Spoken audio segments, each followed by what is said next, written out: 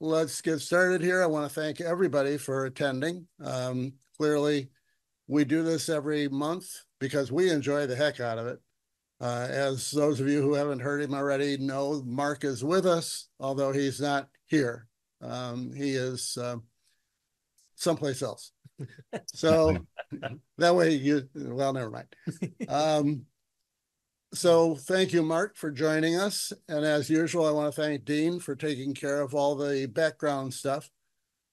He will be monitoring the chat as he always does. I think I remembered not to have everybody wait in the waiting room, so I think he'll have more time. So all in all, mechanically, I think we're in pretty good shape. As far as what we're going to do tonight, we're going to be talking about stabilizing, and we'll do that in just a couple of minutes. The other thing that I want to point out, just a quick view. Remember that we have the Midwest Wood Penturner's Gathering, sorry, that comes up in April 19th and 20th. If you have not already registered for it, I suggest you do. If you've not already gotten hotel rooms, it's a good idea to do that. But this is a really good event this year. It's always a good event, but every year we like to think we're getting it a little bit better. A couple of things that I learned today. One of the exhibitors is going to be Alumilite. Of course, we have Jet Powermatic as one exhibitor. And so there's a lot of high power people there. Easy Wood Tools. Exotic Blanks. Well, the little company called Exotic Blanks is there. But all in all, it's really worth the time and money. It's like $50 to go, and you and your wife and your 40 kids are all invited for $50. So enjoy the event. Join us. There last year were just a little over 300 people there, 300 turners. So, it gives you a great opportunity to get to know some other folks. So that's the plug for the end. We'll plug it again at the end, Mark. Don't worry. Little housekeeping. I have started muting everybody. If you have questions, please put them in chat. FYI, Mark, I think I might have muted you too. So, Mark, if you try to talk, you will have to unmute as well. Okay. Purpose of today's get-together is just to talk a little bit about stabilizing wood. There seems to be a tremendous amount of interest in this. And so we're going to go through it, hopefully answering all your questions. But at the same time, remember that, yes, Dean is monitoring the chat. We invite you to put anything you want to in the chat, and Dean will then pick out the questions. And if you don't hear him immediately repeating it, don't be surprised. He tries to take a break in the conversation and give us that opportunity to answer questions. So let's get started a little bit. Sure. What is that? I think somebody just checking the mic. Okay. Get started on this. The first thing you want to think about is, what wood do you want to stabilize, and why do you want to stabilize it? In many cases, you don't really need stabilized wood. Now, recently, it seems to be the in thing to be stabilizing anything. When you're talking about curly maple, you can turn that without stabilizing it, trust me. But if you're talking about buckeye burl, and I have a lot of it, you really don't want to try to stabilize that material. Yeah, this is what it looks like if you've not. Let's see if I put it against my shirt. Okay. Essentially, buckeye burl is really pretty, but before it's stabilized, it is really light and very porous. So years ago, before there was home stabilizing, yes, I turned this stuff, and that's where I learned how to use CA on the lathe, because you would turn it for a little while, and then after it started getting down to the right size and you were getting this stuff not even at all, then you'd start putting some CA on it and let it sit for a little while on the lathe, let the CA glue dry, more or less, and then turn more of it. that was the slow way to do what we now do with stabilizing. So, John, you had something you want to talk about too, with related to what to pick? Well, yeah. Stabilizing, everybody thinks that they have to stabilize everything. If you watch any of the Facebook groups, you'll see people talking about their pine cone blanks, and that's casting pine cones in resin. I see a lot of people talking about needing to stabilize them pine cones. And one thing about, if you're pen turning, you can get away with this a little more than you can if you're doing an ornament or something hollow. In pen turning, we're going to put a brass tube in it, so we're going to give that piece, that object, a spine, right? That's where the strength is. So we can get away with not having to stabilize something because it's going to be sandwiched between resin. If you want to click to this, To that one? to this one sure. here, I got a few examples just to kind of show you what I'm talking about. You see a lot of people, they're turning the cactus, the pine cones. Now these small pine cones, you see the small pine cones, you see the sweet gum pods. There's really no reason to stabilize this stuff because resin's going to get in between all these petals and it's going to be sandwiched in there and it's going to hold everything secure. Now, if you want to color them, stabilizing is definitely an option. But if you're just looking to turn them, there's really no reason to worry about, let me see if I can turn this light off. There's really no reason to worry about getting any stabilization in there. Yeah, we're going to have the glare anyhow. Because they're small enough areas, the resin's going to get around everything and then hold it all intact. Another thing you have to think about is, how are you going to use this object? So in Ed's case, he does a lot of wood stabilizing, which is basically an unusable block of wood, whether it's spalted or soft. And, you're going to stabilize it to hold it all together. And this one, I use some green dye to add to the character. And we'll talk about coloring in a little bit. But between these two, this is the Banksia pod.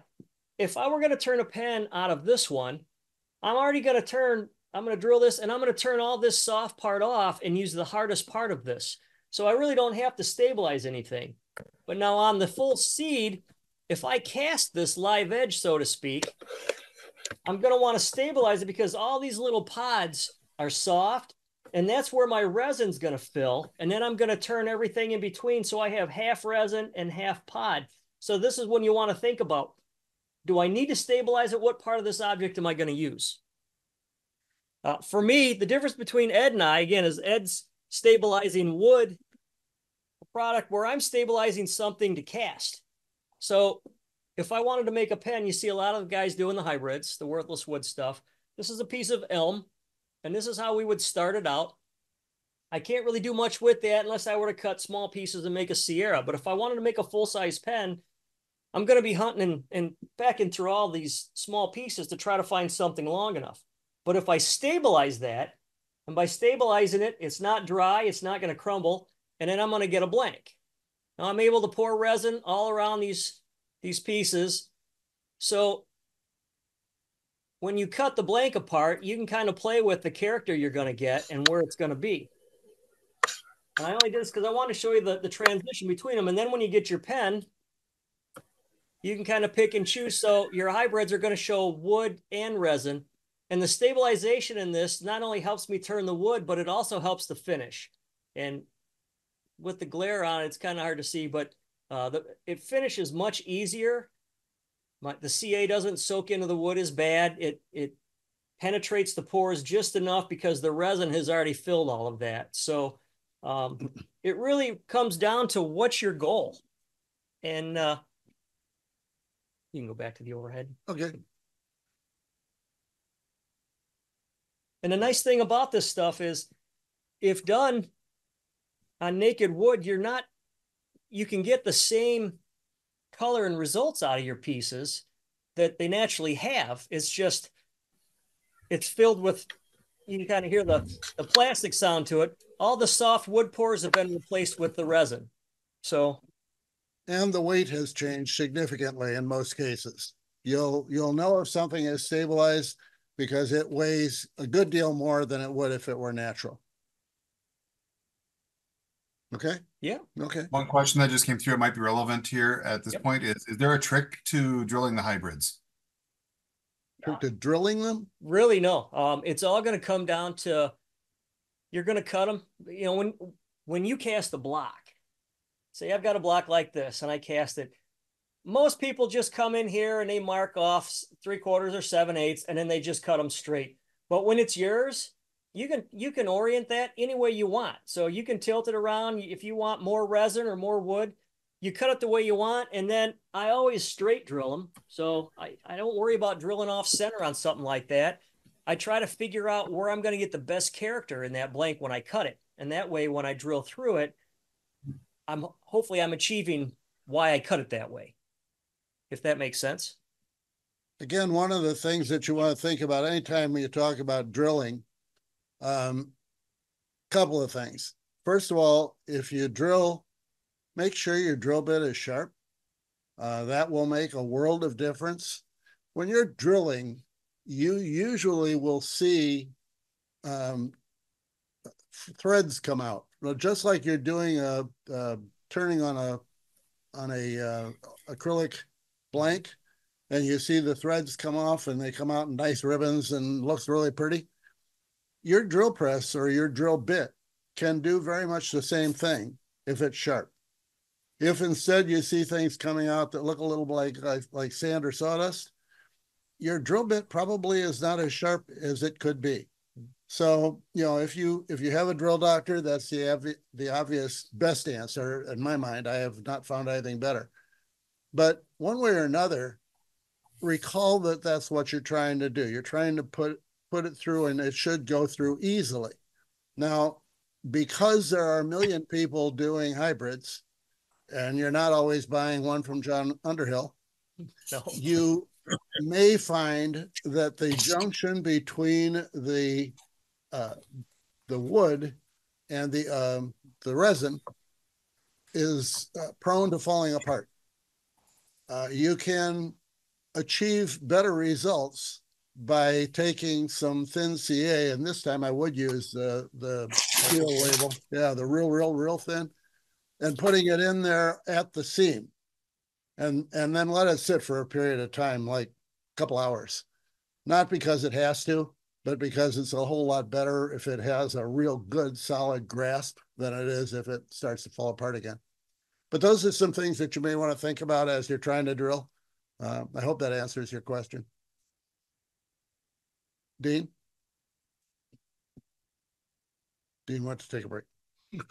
Okay, let's move on to the next. He just muted, that's all. I think that he didn't answer us anymore. We did get one more. Manny asks, so if I understood correctly, you stabilize first and embed, which I was about to reply back to him and say, yep, that's the way John said it is. If it needs stabilization, stabilize it, then use the resin to make the hybrid. So yeah, but here's something you have to worry about. So like with a large pine cone like this, if I were going to turn this and if I were going to cast this, I may want to stabilize it. I don't always stabilize these. I have just fine luck turning them down, but I will saturate this blank with ultra thin CA to soak into these petals before I turn it. And that way it kind of stabilizes it. During the turning process, I'll stop and I'll saturate it again, let it soak in. I might do that 3 or 4 times before I get to my finished size. And only because these are so large and brittle, they'll start to split on you and flake out. The smaller ones, it's a waste of your time. Not to mention, the stabilizing resin is going to stick in between some of these on the small ones, and you're not going to get your colored resin in there. If you were going to turn the core of a pine cone down and just have a pine cone pen, it would be advantageous to stabilize that, or just be very familiar with your tools, turn it slow, take your time, and again, saturate it with the CA. But knowing what doesn't need stabilizing, I think, is just as important as what does. You're going to know if you like a parallelum board. These are all those small chips and splinters of wood that are packed together, and they make a lot of I-beams and whatnot out of it. These are great to stabilize because all them little pores, there's just not glue and everything, and they're going to break out and shatter on you. But dense woods, I've heard people say they were going to stabilize Bacote or Cocobolo. Good luck. There's no reason for it because it's already dense. It's already a kind of a waxy wood, olive wood, a lot of your Central American woods, a lot of your exotic stuff, especially your Malese. None of that stuff needs to be stabilized because there's enough oil in it now. It's not going to get dry. Pretty much every Australian burl is very dense. So if you're dealing with Australian burls, you probably don't want to try to, honestly, if you try to stabilize it and you follow the method that we're going to talk about tonight, when you're all finished, you're going to find out that you added maybe 10% to the weight, which is essentially you didn't do a darn thing. Yeah, there's no difference in the turning process. So, why bother if it's not going to change it at all? Yep. So yeah, that's how you decide what you're going to do. Now you've decided, yeah, this thing is something I want to stabilize. First thing you need to know, and a very, very, very important part of this whole process, is to get that piece dry. Now, one of the things in woodworking you usually hear, I want dry wood, and dry wood in woodworking may mean 7 to 10% moisture. In stabilizing, dry wood means dry, zero, no moisture. So the question is, how do you do that, or how do you find out if you've done that? First thing you want to do is take your whole lot of what you're going to stabilize and weigh it. Now, again, if you're doing what I'm doing, I do batches of 60 to 70 at a time. So I will take out 8 pieces and put them aside and weigh them. If you want to, you can show that video, Dean, for the 7 or 8 second one, with the very short one. What you're going to see here essentially is you take the 8 pieces, put it on a scale, set it for grams, because you're going to be monitoring a small change in the amount of weight that you're dealing with. So set it for the smallest increment you can, which is weigh. There are 8.6 on there. It weighs 188 grams. And I will go back and forth to show that, because I didn't know how well this was going to turn out. This is very short, so don't get panic stricken. But that's it. I take eight pieces, and then those 8 pieces stay on the far left-hand side of that oven. And every day, there's a circle around them. Every day I weigh that until I think it's about the right time. There's a piece of tape on it, as you can see there. The piece of tape is, I keep notes of what the weight was, what day it was, and what time it was. So 222T-6 means Tuesday. It had 222 and it was 6 o'clock. It would be in the afternoon. So now when I come back at 8 o'clock or 9 o'clock or the next day or whatever, I can compare it to that and know whether I am ready to take it out of the drying oven. Generally speaking, it depends on what material you're using, but that frequently is in that drying oven for 2-3 days. Now, I know some people say you can do it faster than that. You probably can. I'm not in a hurry. I'm trying to do this well, not fast.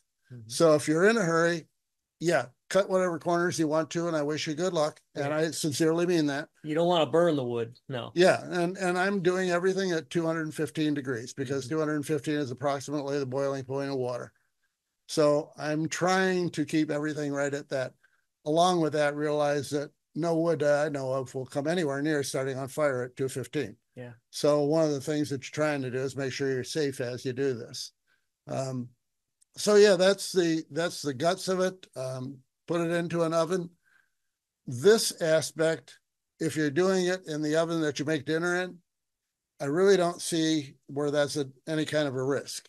Obviously, it's better if you can do it somewhere. A lot of people used to use the toaster ovens. For this aspect of what we're talking about, toaster ovens should work fine. Do be aware that if you use a toaster oven, put some kind of a thermometer in there that's accurate, because none of those little dials are going to get you where you want to go. make sure that you've got something in there that's an accurate measure of your temperature, and then use it for whatever period of time you need to use it. Obviously, if you're doing 6 or 7, you don't have anywhere near as much to worry about as you do when you're doing 60 or 70. So a lot of what I'm going to say tonight works real well in the real world with large loads. So if you translate that to a smaller load, it should go fine. That's where I come in. That's so like Ed, I do it the same. I'll start out with, but because not all of the pieces I'm stabilizing came from the same tree or the same log or whatever, I may have 3 or 4 different small pieces that I've collected over the time, and I don't know if they've all had even drying time. So I'll start and weigh each piece. I'll take a pencil and I'll write on this. So I'll set the oven up between 215 and 220, and say I weighed this at 150 grams. I'll place that on the oven rack, and I'll wait an hour, and I'll come back and I'll weigh each piece again, and then I'll write the new weight on it. Say it dropped 5 grams. I'll do that each hour until the weight doesn't change. And once the weight stays the same, I'll cook it another hour just to be sure. And then I'll take them out to get ready to stabilize. So at least we can kind of give you a comparison between a larger scale and then, just a couple pieces smaller scale.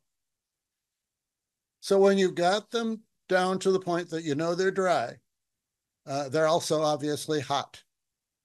Take them out of the oven and put them into, this time I'll use a brand name, Ziploc, and I use their freezer bags because they're thicker bag, and it's a way to make sure that no moisture gets back into those pieces that you just finished getting the moisture out of. So put them in a bag and let them sit for long enough that they are cool to the touch. I let them sit overnight. You don't necessarily have to do that, but let them sit long enough that they're cool to the touch, because remember, the next step that we're going to do is to put them into the cactus juice or whatever stabilizing you're using, which is sensitive to heat. So if you put those pieces immediately into it, it will screw up the whole system. You will not get it. You may get the outside of that block stabilized instantly, but you're not going to get anything to go inside it. So that's the reason. Go ahead, John. Your resin will start to cure on the outside because of the heat. Right. Right. So the next step after that is to put it into the vacuum chamber, or put it into some way of getting it into the vacuum chamber. There are a number of different vacuum chamber types. One of them, before you get into the vacuum, why don't we take a couple of questions? Mm-hmm. One of them asks, do you weigh them when hot, or you let them cool in the Ziploc first? No, weigh them when they're hot. Weigh them when they're hot, and then once you're weighing them, as John said, after the 6th or 7th hour. Okay, now 6 hours in, it was 200 on the nose. 7 hours in, it was 200 on the nose. For me, I do another one. 8 hours in, it's 200 on the nose, or 198. I don't care. Now you know that it's hit its point where it's as dry as it's going to get. Take it out and put it into the Ziploc bags. Zip them tight. The double top ones where you can really zip it tight. Those are perfect. And take out as much air as you can before you zip it tight, but it isn't critical. Second question, what type of oven? I use a gas oven, just a regular gas baking oven. It doesn't matter. You're trying to achieve a temperature. You don't really care how. The oven that you saw in my picture is dedicated. Everything I have is dedicated, but I'm sure not telling you need to do the same thing. So basically, anything that will get it to 215 and hold 215 consistently. That's a very low temperature. So for cooking. So you want to make sure that you're holding it consistently. It's not varying all over the map. Okay. A question, we do have one more comment somebody made, that electric smoker works as well. Yep. Yep. Yeah, as long as you can regulate the heat, you're good. And you'll see one of those later. And don't leave them unattended. Make sure if you're doing something in a building, don't walk away from it for hours. Make sure you're there. Don't leave the place unattended. Because if there's any problems, you want to be there and fix it as soon as possible. If you're just getting started in stabilizing, it isn't a bad idea to use vacuum chambers that you can see through. Mm-hmm. And I have a small one here that I got for me. This type of chamber, this particular one is 10 inches round. And the real reason I got this is for demonstrations. So, I'm not telling you you should spend this kind of money. But if you get any kind of a see-through vessel, that the other thing about it is that you're going to put the top on it and you want it to hold the vacuum. Okay, you got the controls up here, and what you have on the top, this opens. That's a bad spot. Where can I put it? There we go. This opens and closes. That's one valve. And then there's one over here too. No, there isn't on this one. Okay, there should have been. I will install one on the other side that will also open and close. The reason for that is I want to control my vacuum as you have the stabilizing fluid bubbling up. If you turn it off, the bubbles will stop. And again, we have another video that you'll see in a few minutes, and that we can talk about that in more detail. But basically, this is what it looks like in miniature version if you're doing one that's see-through. As I say, if you're just getting started on this, these things come in a 4-inch diameter. This one is 10 inches. So, understand that it's much smaller. But if you're doing it in that scale, it works fine. The other way to do it with a tank is my other small tank. None of mine are this big. But this is actually what I use most often. Again, a couple of things about all of them that are made stainless steel or I'll get in the picture. Stainless steel or aluminum. These are available both ways. Several advantages to using this, several disadvantages to using this. First of all, you can see the controls a little better on here. This one has both controls. This opens for fresh air exit when you're done. And this controls the flow in and out from this tube. Vacuum. Yeah, from the vacuum tube. Okay, so you got a vacuum tube. You put this onto your vacuum motor, and that's how it starts. But a few things about it. Number one, these, if you are like me and not real neat, and you leave the stuff sit in it for, say 3 months, after you're finished. But if it's got residual fluid in it, even if it's dyed, it comes off really easy. So, you're in good shape with this, no matter how you treat it. The other thing about all of the ones that are steel, you have a glass top. Now, this glass top, you can't tell it from where you are, but it's about 3/4 of an inch thick.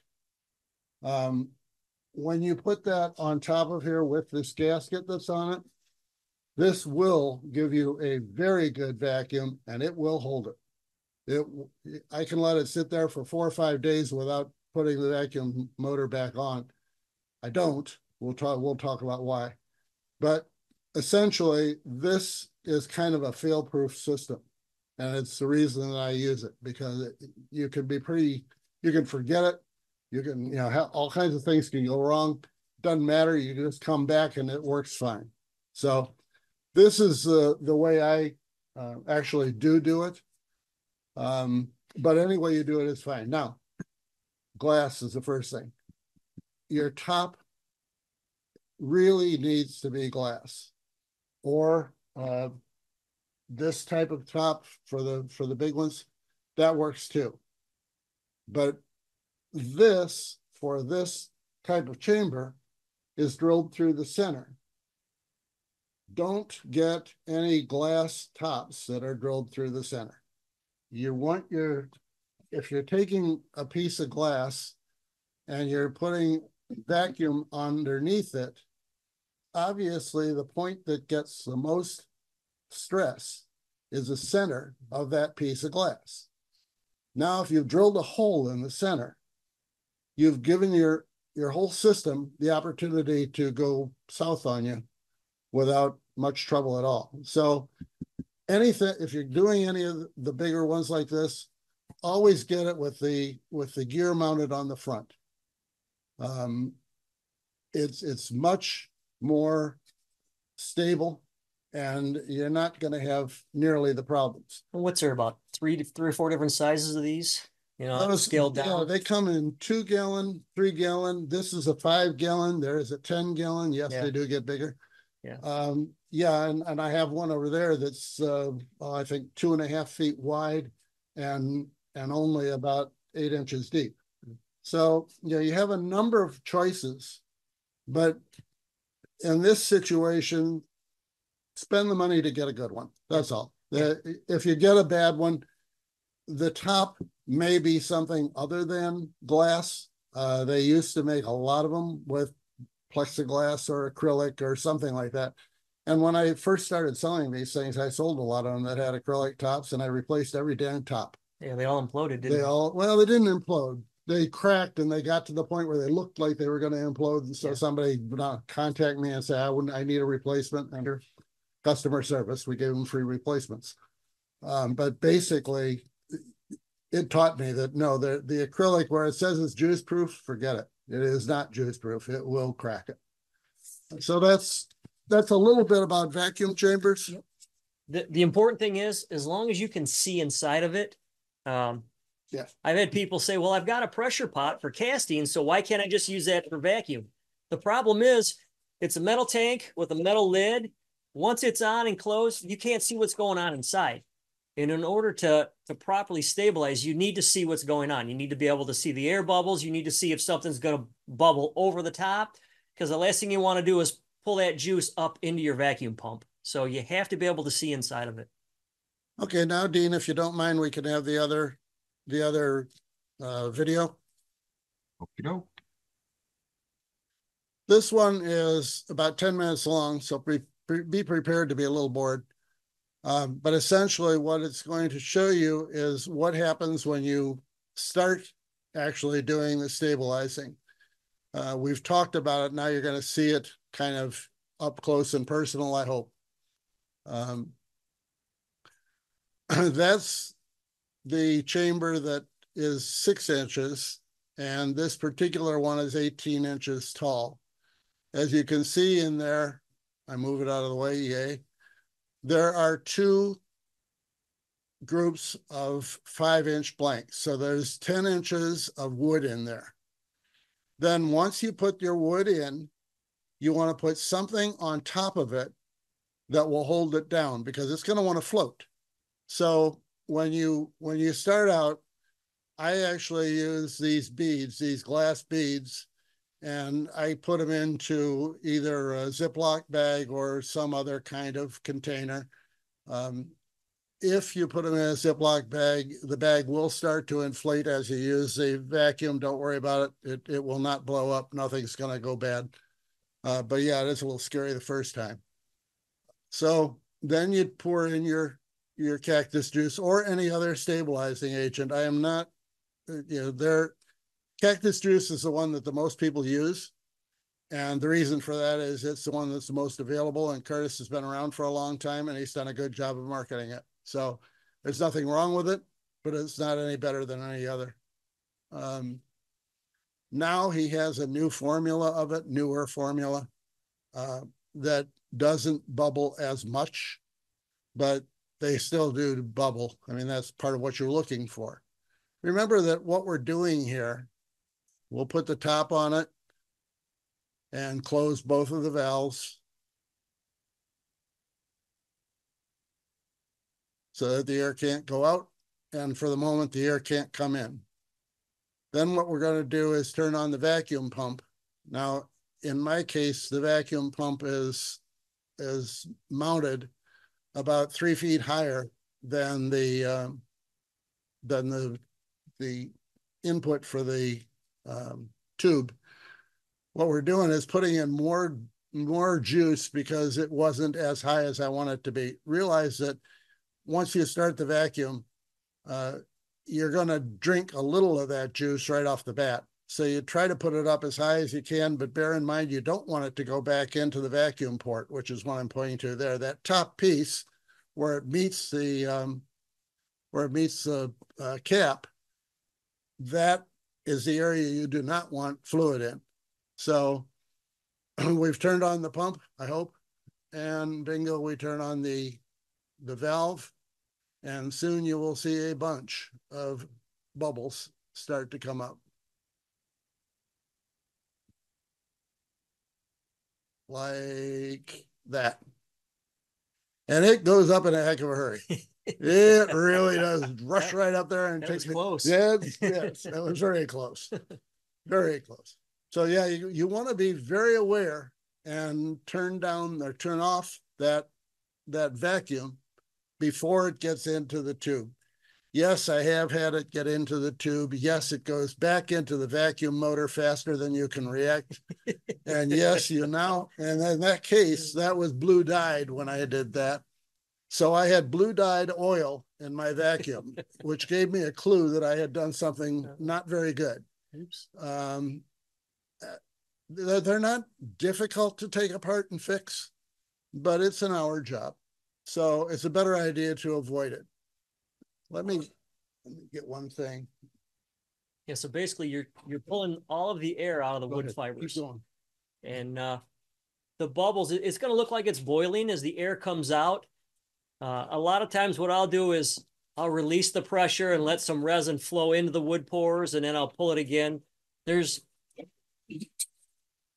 no set on how many times you can do this because you're not adding heat to it. So you can pull this vacuum and open and shut it as many times as you want. But eventually the bubbles will slow down and it won't be as quick as what it was in the beginning there as you pull all the air out of that wood.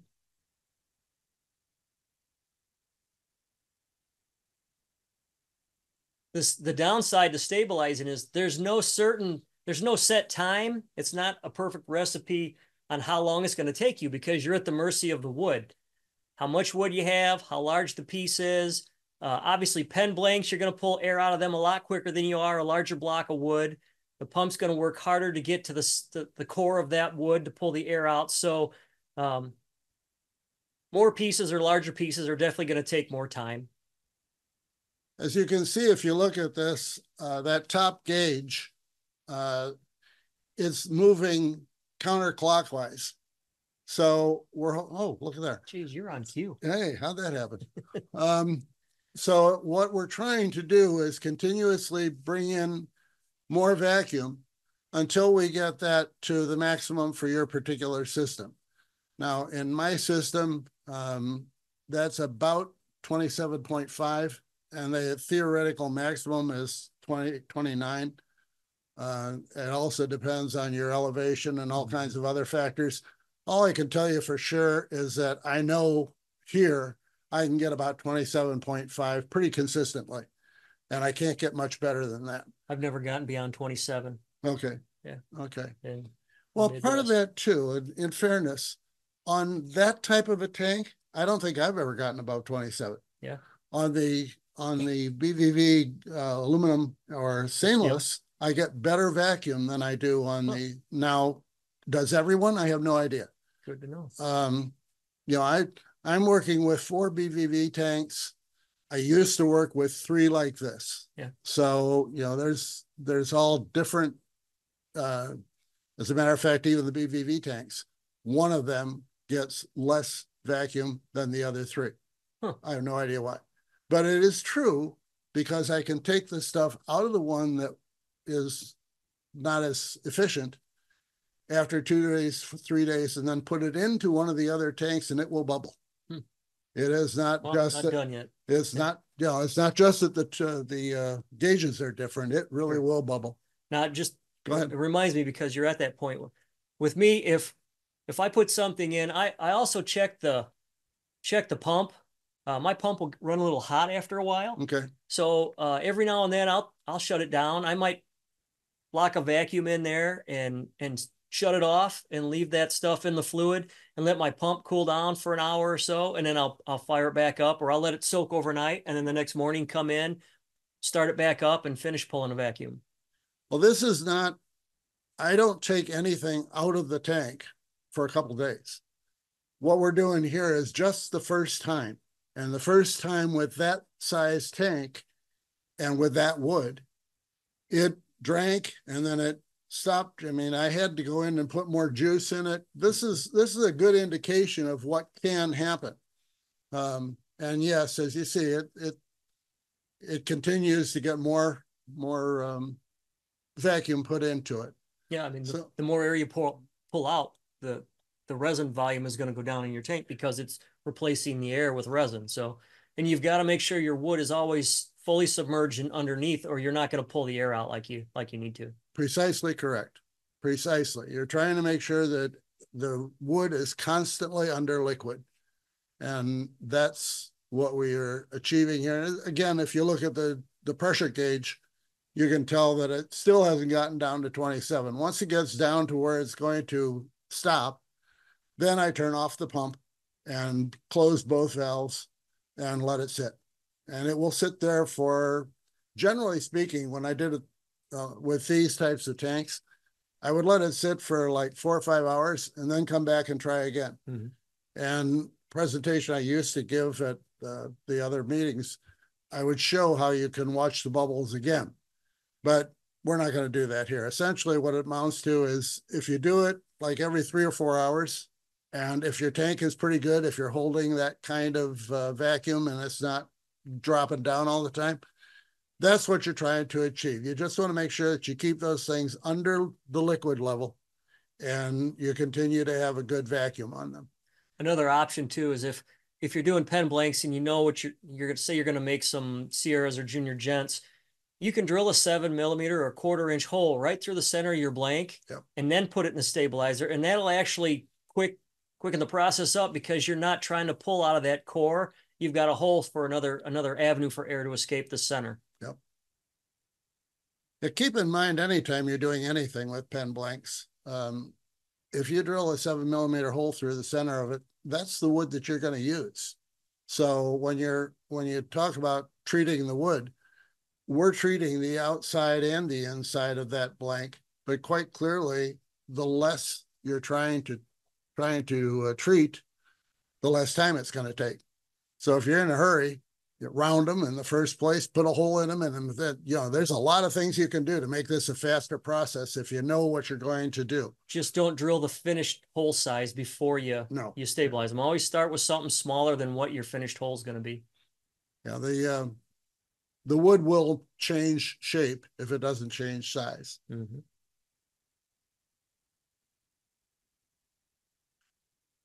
So as you see, there's still bubbles coming up. I hope we can see that in the middle. There's still bubbles coming up, and they're pretty good sized bubbles. So you know that you're still trying to get to your 37 or 27 degrees inches of mercury at the top. So basically, it looks like we got maybe a minute left.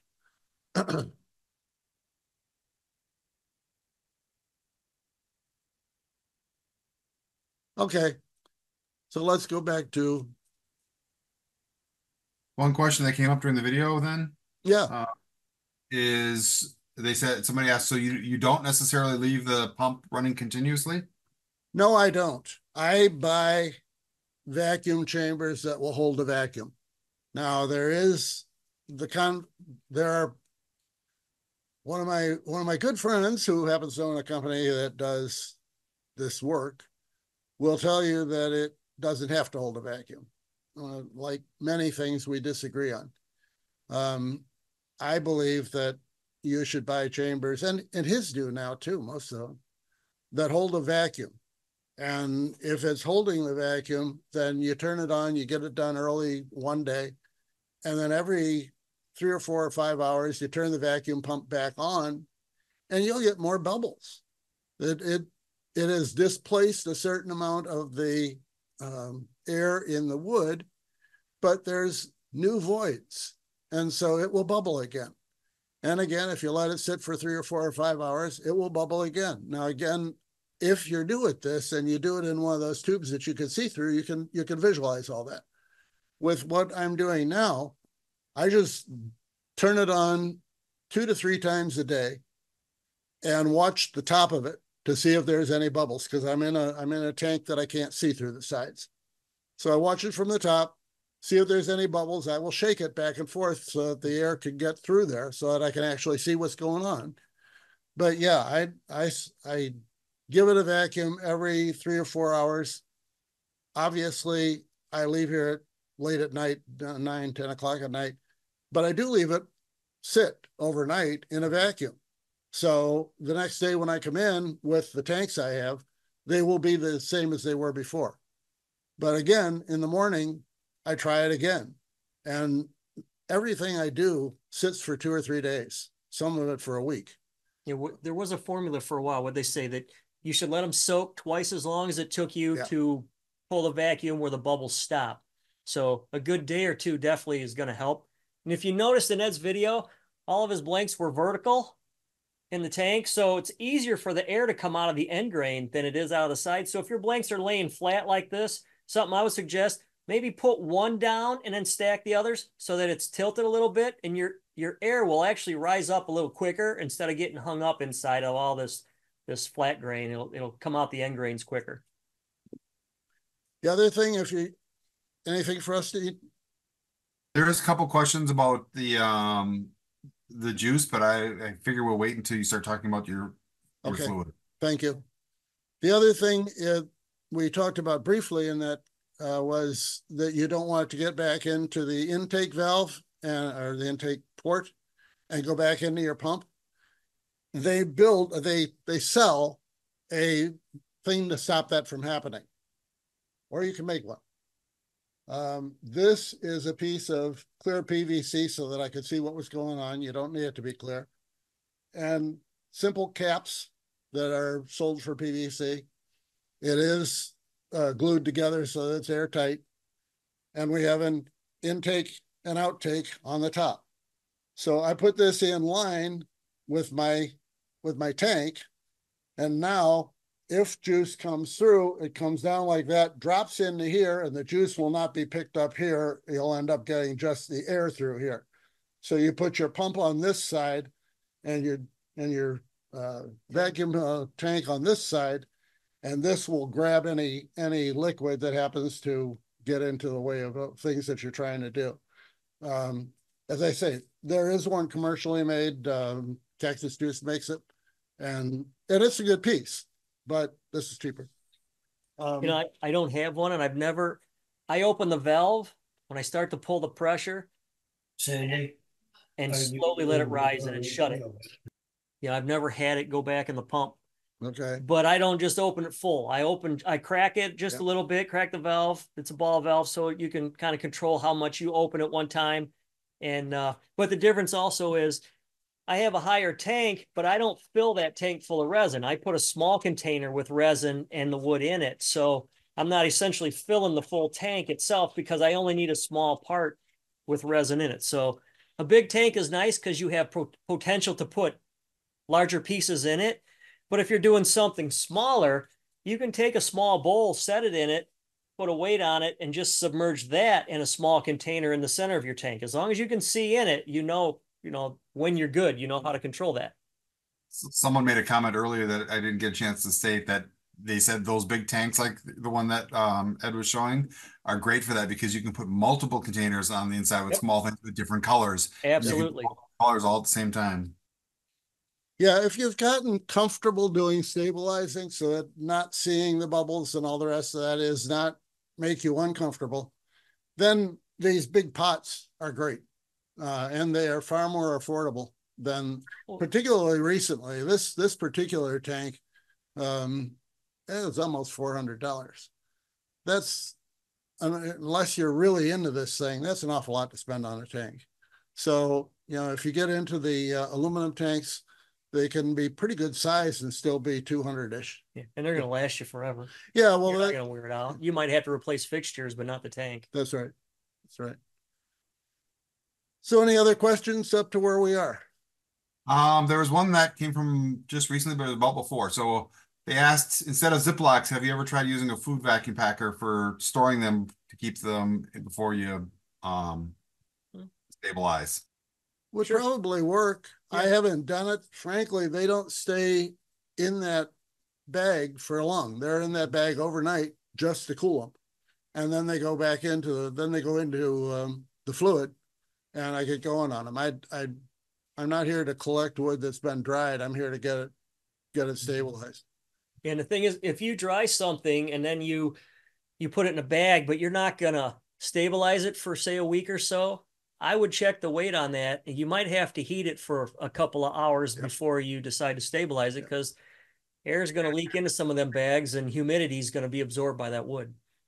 I have had that experience. I've had wood I used to put on the outside of every bag how much it weighed. Was smart. I don't do it anymore. And at that point, I found out, it gains weight after about a week. Yeah. You do want to put it right back in and do the whole drying process, although it will start out not near as heavy as it was. Yeah, it won't take as long. But yes, it will not be as light as you want it to be. The part about taking out the moisture, I've grown to believe that that's the most important part of what we're doing here. I've grown to believe that really, if you get out a lot of air, you put back in a lot of juice. And I have had situations where I've taken the wood out and it has tripled in weight. I'm pretty happy when it triples in weight. That's an awful lot of juice. Yeah. So if it's not dry, you're not gonna replace that air with juice. You're not gonna get it in there. So essentially, when you turn it, you're not gonna see a difference between the naked wood. There might be some resin around the outer edges, but you're not gonna penetrate the core like you need to. Question that I think fits in really good with where you're at right now. What are the consequences of if you don't get all the moisture out? Yeah, you're not going to get resin in. Basically, it's going to block the resin from getting in the wood pores. Are you doing that? Okay. Next, you're going to prepare it for the oven. You now have the juice in the wood, and you take it out of the vacuum chamber.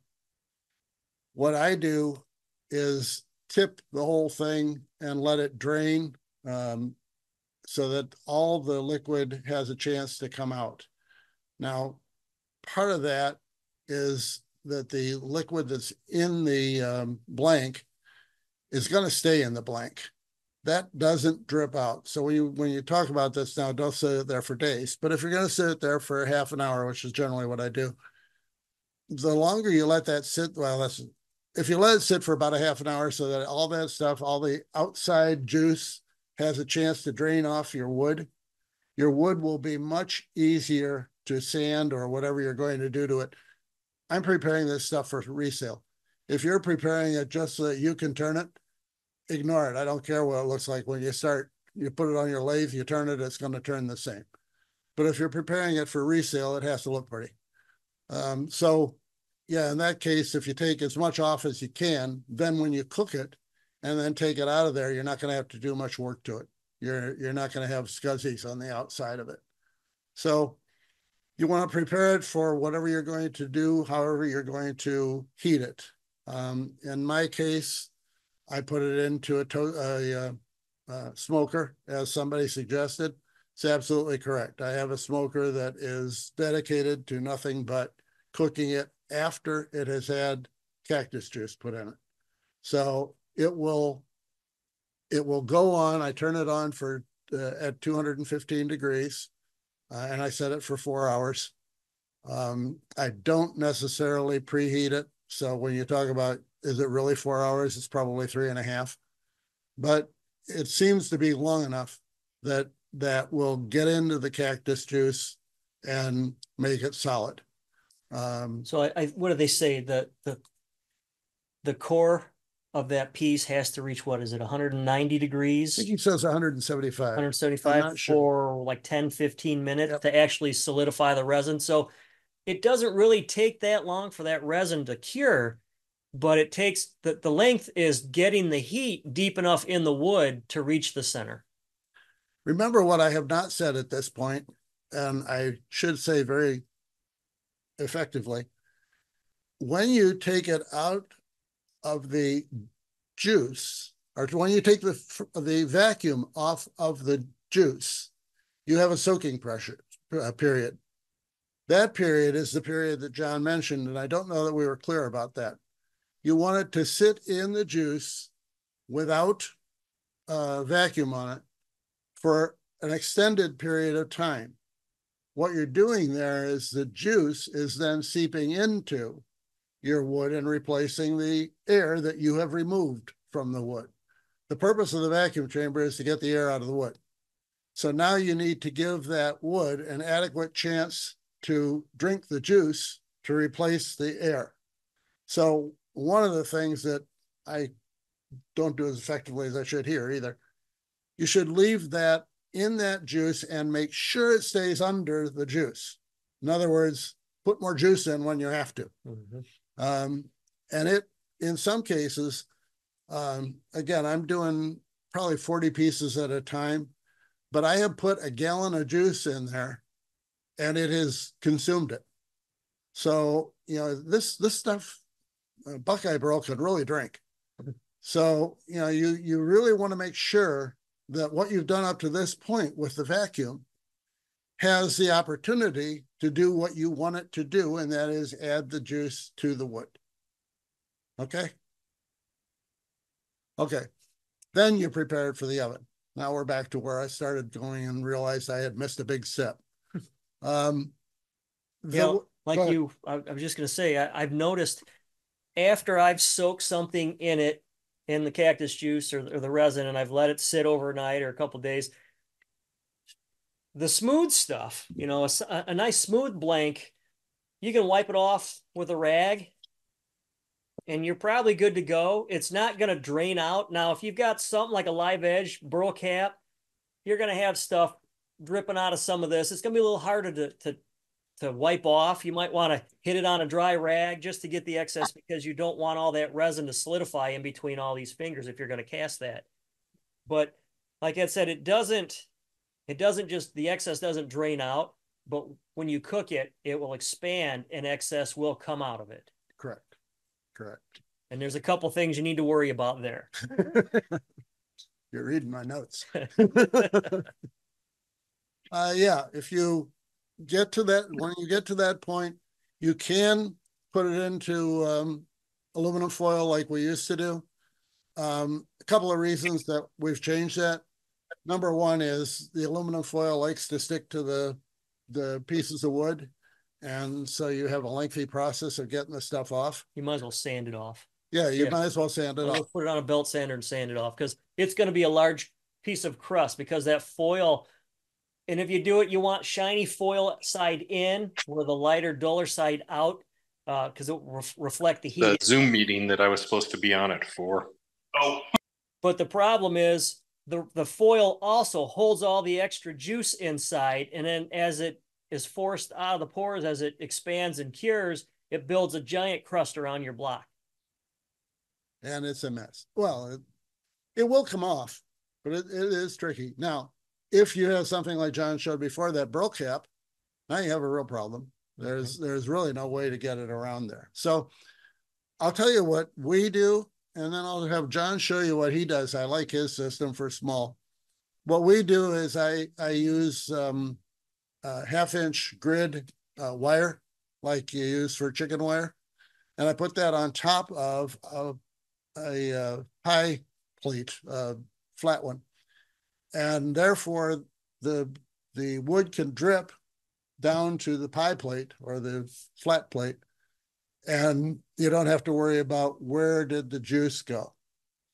When you do any of this stuff, please be aware that although they tell you Cactus Juice is non-flammable or any other stabilizing.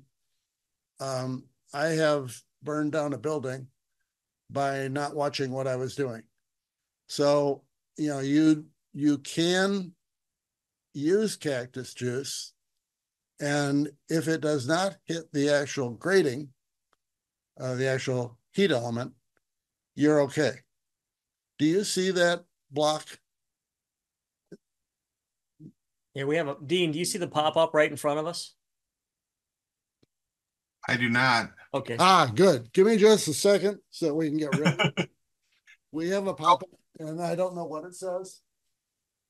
So a couple of questions about this while you're playing with that, maybe John or somebody can answer. Yeah. What if you use dye? At what point would you put dye into the mix? So that's a good point. I don't know. Is that something you want to cover now, or you want to wait till after we're talking? We can cover it now. We Okay. don't have. So, I mean, that's going to be your leisure. There's a couple things we've got here. The important thing is the best product to use is the dyes made for stabilizing. You can use the transparent resin dyes, but you're going to need to use a lot of it. The dyes that are made for the stabilizing juice are much more concentrated, so you're going to get a better color out of it. If you want to You put this over to here real quick. Sure. I did this piece here. I think I showed you the first one, but this, I used red, and this is on a piece of spalted maple. It was pretty soft. So you can see I got different absorption in different areas, which is what's nice about it, because then you start to get a blend of colors. But overall, most of these pieces came out more pink than they did red. So you it's hard to regulate. And I don't know if you've ever done any casting with red. Red is the color, it's the worst color to try to get. There aren't good reds out there. Nothing seems to work well. So I would err on the side of caution and use more of the dye than what I think I need to get the colors I'm looking for. But your type of wood is also going to have something to do with the colors. Obviously, a softer wood is going to absorb the colors better, and you know, the harder wood. So this one, it absorbed pretty well, but there were some harder areas in there, as you can see, where it didn't absorb the dye as well, and the softer areas took it. Something I didn't show you earlier, I should have. Another reason for stabilizing wood, you can cast a maple live edge all day long without stabilizing it if it's not soft. But if you don't stabilize it and you use dye in your resin, what happens is your wood can soak up that dye, and you lose the separation between the two. It's not then just resin and wood. Your dyes will bleed into your wood. So if I'm going to do a hybrid and I want to use dye, liquid dye in my resin, I'm going to stabilize it. If I'm just going to use mica pearl, the mica powders, then I don't have to worry about stabilizing it. It's not going to bleed because that's a powder. Real quick, this is an example. This blank was wrapped in foil when I stabilized it. So you can see the crust that built up on the edges here. And all you do is put it in the belt sander, and it sands right off, and you know, you've got a nice smooth surface.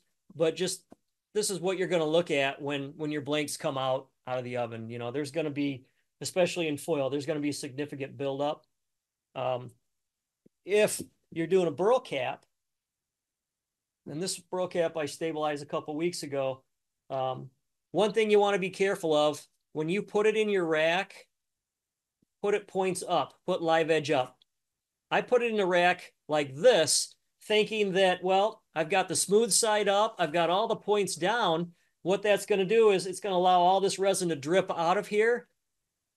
It actually did just the opposite. It allowed all that resin to start to drip and then form capillary refills along all of these points. So now what I have to do is go in with dental pick and pick all the stabilizing resin, because it's clear, and pry it all out of these little points before I pour my colored resin over the top.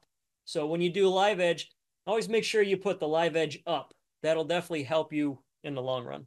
Okay. Does that answer the question? And more? Unless they ask more. Okay, good enough.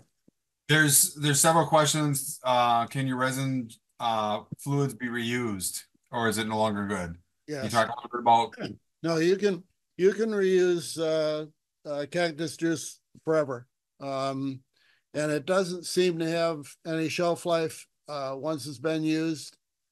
There really doesn't seem to be a problem with shelf life of any kind on Cactus Juice. The thing that they do have on every bottle now is a big sticker saying do not go over 85 degrees Fahrenheit. So a couple of things that as a vendor, I'm aware of. Remember during the summer, if you're having it shipped from somewhere, you need to be cognizant of what the temperature is between here and there. So, if you're in California and you read that it's 90 degrees in Wisconsin, that's not the day to ship Cactus Juice. Or make sure someone's home to get it off the steps so it's not sitting out in the sun. Doesn't matter. Yeah. Realistically, well, UPS is going to have it in a truck, and the UPS truck is not going to stay under 85 degrees. There's the reason them guys drive with the doors open. Exactly. Yeah. 85 miles an hour. Yeah. But yeah, that's the problem. Anything that we ship, you have to be aware of. You're taking a chance. Now, in fairness, also, you'll see in my email on Sunday frequently, well, sometimes during the summer, we're not shipping this week. If it's really hot, we just won't ship it. So you don't have to worry about getting it as a brick. You're not going to get it. Just drive up. Yeah, drive up and pick it up. That's fine. Come over for a visit. Short story, years ago when we did this, I went down to Chicago to buy the resins, and we bought 11 50-gallon or 5-gallon containers every time, the 55 gallons. And on the way back up in my back of my car, the sun was shining through the back window. We got back and we had 10 that were liquid and 1 that was a brick. Wow. So yeah, we learned things the very hard way. We do our best to make sure we've done everything that we can wrong so that you guys don't have to do it. So yeah, now we're ready. We're putting it into whatever we're going to cook it in. And let's see your thing for the, John has a really cool system for doing it in the house. And I think that's far more important than any of the stuff that I have, because you're not going to do what I do, but you might do this. This is cool. Right. So what I did, I went to the local Dollar Tree. I bought 2 cake pans. I got the largest ones I could. And I also bought a drying rack that fits inside. In fact, I think the cake pan came with it. But what's nice about that is as you set your pieces inside, it's going to stop them from cooking and sticking to the bottom of that pan. In other words, what's going to happen is the excess juice is all going to spill out here, and you're going to have one big block that you pull out. So by lifting it up off the bottom, it gives the resin somewhere to drip to, and it keeps your wood. You may have to pry the wood off the rack. That's fine. You're going to have some marks in it where it's stuck, especially the black powder coat that just came off from the juice that I baked in there. But it comes right off on a belt sander. So then what I'll do is I'll stack all my burl in here. I'll get everything. And it's all right if they're touching each other. I wouldn't stack them, but they can be touching each other on edges. Not a big deal. And then what I'll do is I'll put that shut. And what I'm using this ductwork tape. Most handy hardware stores have it. This came from Menards, and it's the type where it's the metal adhesive foil, and then you peel the back off and stick it on there. This stuff is really good, metal to metal, and I'll put a seam all the way around it. I'll do a straight piece in between, and then I'll do my corners and overlap them. And what I want to do is I want to make sure that there's no air leak around this. And I will tell you, just from my experience, once you put your wood in, take your nitrile gloves off. You want to use gloves. Take your gloves off so that way you're not leaving resin fingerprints on top of this, because when you bake that, you're going to smell your resin fingerprints. So once this is all taped up and sealed, I can set that inside my oven rack. Everything is being contained inside. I'm not getting vapors. I'm not getting fumes in the house. My wife's not going to kill me when she gets home. Everything is good, and it's all contained. I think it might even hold the heat in there a little better. And then once it's done, I just take a razor knife and I'll score the 3 sides, peel it up, and I take my pieces out. And it's still going to smell in here. You're going to have a lot of residual stuff. So at that point, you can set this outside until it cools off. And then once that excess resin on the bottom has cooled off, you can just scrape it out and throw it in the garbage. let me make clear that this is two separate pieces that he's working with. He hinged it in the back with it's the tape. 2 cake pans. It's just 2. So it's not something that's hard to find. It's very simple, but it turns into a really good system. I think it's a way that you can do it and keep it in the house without. But we should mention that when you do it the way I do, where it's open and it's in a smoker, for the first half hour, you don't want to be anywhere near that thing. The smell that comes out of it is not pleasant. No. So, when you do this, please don't do it in the house unless you're doing something like John is doing, where you've got good control over everything. It is really a bad smell. Well, and you don't want to coat the inside of your oven if you're going to cook food in it with all that fume and vapor, because it's going to accumulate. One thing I've learned from resin as well, you get a vapor off of that stuff, and eventually you're breathing it in, so you want to wear a respirator, but all of that accumulates and hangs up. So eventually, if you're in a resin casting, if you look at the inside of your pressure pot lid, you're going to have resin residue actually forming where things start to drip. These molecules are attaching and dripping, and you're going to have solidified resin, and it's going to be the same with this stuff. So by encapsulating it inside the metal baking pans and then putting an airtight seal with the furnace tape, it keeps everything inside that tank, and I'm not contaminating anything else. And essentially, that is the system that you're using. You're trying to cook the stuff in. When you get to the actual cooking process, when you're trying to get it completed, you want to get it in an oven and let it sit at about 215, if you can control that. I do it for about 4 hours. And as I said, I set my timer for 4 hours. I have a smoker, and so I can do this whole thing without having to watch it carefully. And it's outside. So you can set it for 4 hours, and I can tell you that I have never gotten it out of there and it has not been completely cooked. It probably could be done in 2 hours. Yeah, you can't overcook it. There's nothing wrong with cooking it longer. If you're hesitant about it, you're not sure, cook it longer. There's no harm in overcooking it. There's only a problem undercooking it. And once I've been told, I've never experienced it, but I've been told that if you bring it up to that temperature and part of it, and then you take it out too soon and it cools off, there's no point in putting it back in the oven because you're not going to get the results that you wanted. Okay. So I don't know if that's true or not, but I've been told that leave it in longer than what you need because you can't recook it after it didn't turn out the first time. So I'd be curious if anyone had ever experienced that and what happens, but at this point in time, I haven't. Up to at this point, what you want to do is once again weigh what you have created. Go back to your original sample. If there were, as I say, I take 8 out at the beginning. To be honest with you, I used to weigh those 8 all the time. Now I will weigh my entire load, divide out by the number of pieces I have and see what my average weight is and calculate it against my original average weight and then set up a percentage. And essentially all that is a long way of saying you'll know if you actually achieved anything if you have a weight gain of 50% or more.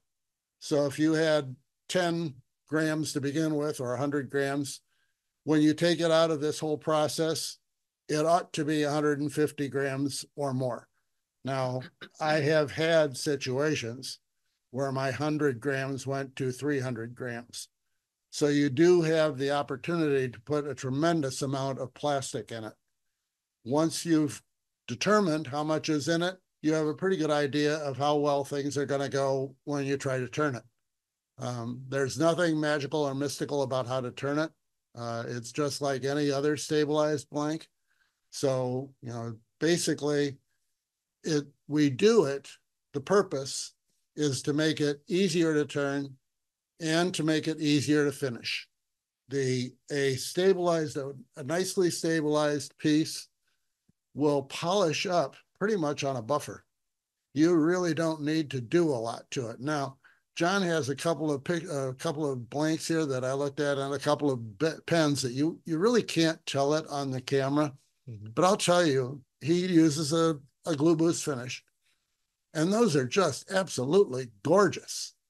So, you can make wood that is otherwise difficult to work with pretty easy to work with. Oh, yeah, it finishes real quick because the glue's not soaking in. You don't have to keep adding layers because it keeps absorbing. It goes on. It might soak in just your first coat, and after that, it's just a nice even layer across your blank. Any other questions, Dean? There was one about parchment paper and foil that I don't know. I think that might have been when you were talking about your pie tin. Can you use parchment paper and foil underneath? Yeah.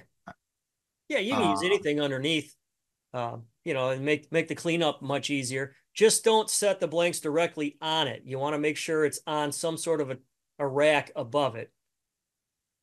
And then a recent one just came through. What kind of vacuum pump do you use? Single stage or double stage? Doesn't matter. You're trying to get a vacuum. When we started this and when I was I started stabilizing very early in the process, and it was also early in the existence of exotic blanks. So I only had a handful of customers and we were pretty close. I bought, I think, 12 different vacuum pumps ranging from $39 to $390. Tested all of them. I couldn't tell the difference one to the next. We're talking about putting a vacuum in a vessel that's this big. Yeah. It may take, 2.5 seconds, or it may take 2.5 minutes. Yeah, you're not pulling fluid through a line somewhere, No. antifreeze through a fine thin line. You're just sucking air out. So the smaller ones will take you a little longer to get your goal. Exactly. Yeah, they should all work. And they're much simpler. So if you do put blue juice into it, you can take it apart and put it back together, and it isn't a big deal. And if it's a $49 pump, it's a lot less painful than if it's a $300 pump. So no, I don't see a need. I know these guys who have more money than, well, at any rate, if you have the assets and you want to buy a fancy one, go for it. But, really, there is no reason why you need it. Even the biggest, I've got one tank over there that is, as I said, 2 feet in diameter. That's a pretty good sized tank. And it takes probably a minute and a half for it to start jacking up.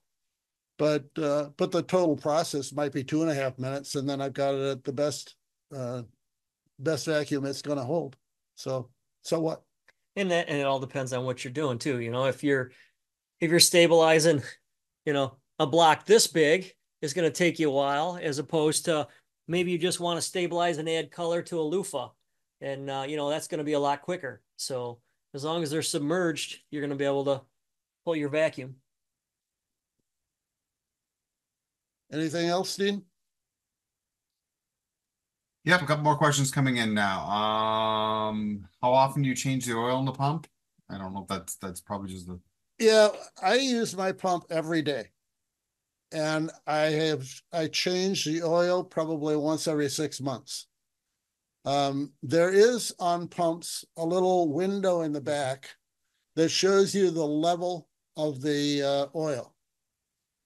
I keep that level pretty consistent. I will watch that. And if I have to add a little bit of oil to it, I will. But, and honestly, I tell you, I use it every day. That's only half true.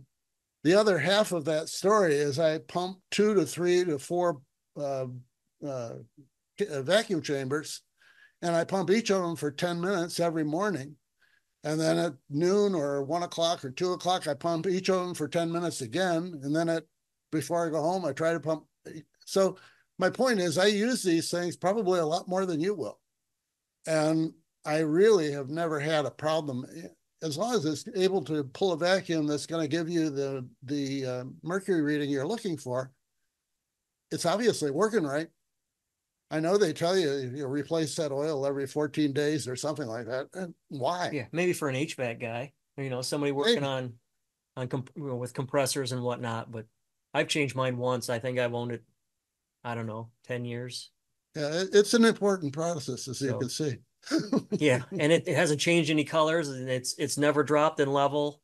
But I don't use it. I might use it, you know, 1 week every 5 or 6 months. So I'll do all of mine at one time, get it done, and then I'll cast as I go. And then when I run out of stabilized pieces, I'll do it again. So it all depends on what I'm doing. Honestly, the worst part about if you're using it for casting, if you're just stabilizing wood to turn, that's great. If you're going to stabilize things for casting, there's extra work involved, and that's getting the piece prepped for it. The burl, as much as you'd like to think they all come nice and clean and just ready to use, unfortunately, they don't all do that. A lot of times when you get something, it's going to be covered in bark, and you're going to have to clean all this. You're going to spend the other one. Okay. This is good. You may spend an hour just picking at this burl cap, trying to get all the bark inclusions. Because the problem is, as you see, this part's all clean. I've already gotten that, but this is all bark and buildup from the tree. So it's loose on the blank, as you can see. All the stuff is loose, so it's not going to do me any good to stabilize that and leave it on there. What I'm going to do is create a weak point for this to pull away. My resin will stick to this part, but it's not going to hold it to the burl. So I'm basically creating an area for this to blow out. So there's a few things you can do when you want to do that. Obviously, a little tiny screwdriver works. It really comes down to what you have. I'll use a putty knife and get in here sometimes and pop some of this stuff free. That's not a new putty knife, by the way. Oh, no. That putty knife's older than I am. Needle nose pliers work real well sometimes, just for like getting in all these tight little voids and picking at this stuff. I've also got synthetic and brass brushes that I might scrub with. So once I get all that done, I'll clean this real good and get all the debris off, spray it with an air compressor. Dental picks, they work really well for picking at a lot of that stuff. And then if you've got something that's fairly smooth, that isn't as porous as that, you can put one of these wire wheels in your drill press and then just take the burl to it, and it'll knock all that down. But that's the problem, is you have to remove all that before you can do anything with it, because it's all loose and going to create a weak spot for you to blow out. That's also the difference between seeing a blank that was made by John Underhill and seeing a blank that was made by somebody who's been doing this for 2 weeks. He has developed the knowledge to know what things will work and what things won't work. So, well, you call it knowledge. I just say I've ruined more stuff than most people, right? I've made the mistakes, and if you can learn from my mistakes, more power to you. This is what I do now. I was fortunate enough to retire at the age of 50. So I pour resin and make pen blanks for a living now for Ed. And I screw a lot of stuff up. My garbage can is always full, and I'm trial and error. And stabilizing is a lot like resin casting.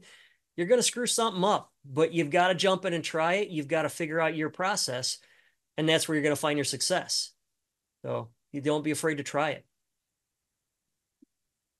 Anything else? All right.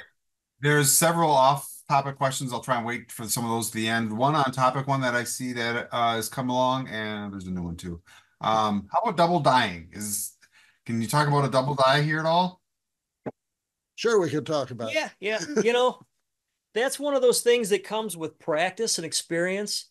I don't do double dyeing because most everything I stabilize is going into resin.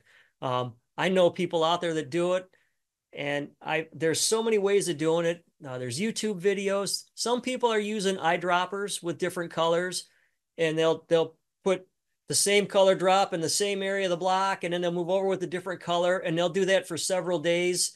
Other people will take a lighter color, and rather than pull a vacuum, maybe they'll just put the blank in it and let it sit, and it'll absorb in only so deep. And then they'll cook that, and then they'll put it in again, and they'll pull a vacuum on it with a darker color. And now they're forcing the darker color deeper in. That way the two colors aren't going to blend. You're not going to put orange and blue and get brown, because orange is already solidified, so it's not going to change colors. It really comes down to a level of just experimentation on your part and the type of wood you're using. And the type of result you need. I've done a lot of some single color casting. And one of the things that I've learned about it is the outside can look really gorgeous. And you cut it in half and find out that the perimeter looks gorgeous. The rest of it looks like wood. So when you talk about how you're going to do double dyeing, I haven't done a lot of it. And so I'm not going to sit here and try to tell you how to do it. But I will tell you, I've done enough of it to find out that when you cut that blank, it's not always going to look anything like the outside. So if you're planning on doing double dyeing, good luck to you. And I hope you find a way that permeates completely. Well, and I know a lot of people will put a blank maybe a third of the way in the colored resin, and they'll pull a vacuum and it'll suck in so far. And then they'll take that blank, turn it over, and put it in the second color and do the same thing, pull a vacuum to where it only goes so far. And that way they've got a transition of different colors throughout the blank. Yeah. Again, just experimentation, finding out the results you like. I hope that's as close as we can come to a halfway decent answer. There's a handful of YouTube videos to give you, what the results people are getting trying different stuff. So a question out there, and it's actually a pretty good one. It's one that I'm surprised I hadn't thought of to ask even myself. So David's asking, he goes, I see the benefit of doing this with the vacuum chamber and the vacuum, etc. Is there other ways to get into stabilizing without the cost of all the equipment? Not that I know of. Well, so there's ways around it. I find there's ways around stabilizing without buying the equipment, but you're not going to get the same good results. And again, one of them is the Minwax wood hardener. A lot of people, you buy it in a can, you shake it up and it's catalyzed. I don't even know what it's made out of, but it's for pouring over punky wood so that it'll harden. You can paint it without having to rip out something on the porch. I've used it with mixed results. Again, if I were using Buckeye, I'd probably have better results than if I were using, say, maple, because Buckeye is so porous, it's going to soak it up real well anyhow. You can buy and that brings you to the savings. Yeah. But you can buy stabilizing juice right now. They're going to run a special on it just because of this demo, because you guys, were interested in learning about stabilizing. So they decided to run a special on that. If you use the code SAVE, SAVE, and all in caps, and go to the website, you can purchase the gallon of Cactus Juice, and you'll save $10 on the gallon just by putting in that code. It's one of those things, when we started putting this together, we talked about what does it really cost to do this? If you were to look at on Exotics, the 4-inch tank, so you can do probably 10 blanks at a time, maybe 9. And it's 12 or 16 inches. So there's enough headroom in it that you could actually use it and do small loads. I believe the cost on that is going to be under $150 by the time you get the stuff that you need. So, it doesn't have to be extremely expensive. Yes, like everything else in this. I mean, really, if you buy the blanks that we're making, we're charging an extra $2 for the fact that we're stabilizing it. Yeah. So, that's a weak process. It comes down to how many of them are you going to want? Yeah. If you want just a few of them, you're probably better off to buy them from us pre-stabilized. If you want to be able to control your own and do whatever you want to do, more power to you. But yeah, you're going to have to incur some of the cost. You're not going to incur near the cost we have, but you have to incur some cost on it. So yeah, it's everything you do in this industry, everything you do in pen making. Before we started Exotic Blanks, I was as cheap as they come. I still am. The difference is that at that point, I made everything by myself. Now I'm looking at the stuff and seeing the difference between how much time it takes me to do it myself versus what I can buy it for. And, things like hybrid blanks. You can buy hybrid blanks made by John, and it's going to be a lot cheaper than having to make your own. It really all depends on how many you want. Exactly. Right. I mean, there's a lot of people out there making them. And, if you're going to make a pen here and there, it's probably not worth your investment to buy all that stuff. When I first started, and I was just making pen after pen to give away, I never sold a pen, so I didn't have any money coming in until I stumbled onto making some of the blanks that I do. So I was never one to really invest in a lot of stuff. So, like a lot of people when they first start out, I was looking for alternatives. What can I do besides that? I will say also now that there's ultra thin in some of the CAs, you can get around stabilizing if you're careful and you know your tools and they're sharp and you take your time. You can saturate it. Just make sure you're using Delrin bushings. That way you're not gluing your metal bushings to your pen blank. Get the Delrin ones, and you can saturate that every couple of minutes, and do just fine. So it really is. It comes down to what do you want to achieve? What's your end goal? Are you going to make a bunch of blanks? If you're going to get heavy into it, buying all them blanks can get a little costly. You can save a little money by making them, but you'll never make up for your time. And Mark Dreyer can tell you that because Mark's an experienced caster and he can do just about everything that I can do, but he'll call and say, I can do it. I just don't have time to do it because I need to turn it. I need to make it. I have to do this and that. And, if you've got the time and you enjoy it, I enjoy making blanks more than I enjoy making pens. So, it really just comes down to the individual. One comment on that doesn't pertain to this aspect, but when you do stabilizing, you will not fill large voids.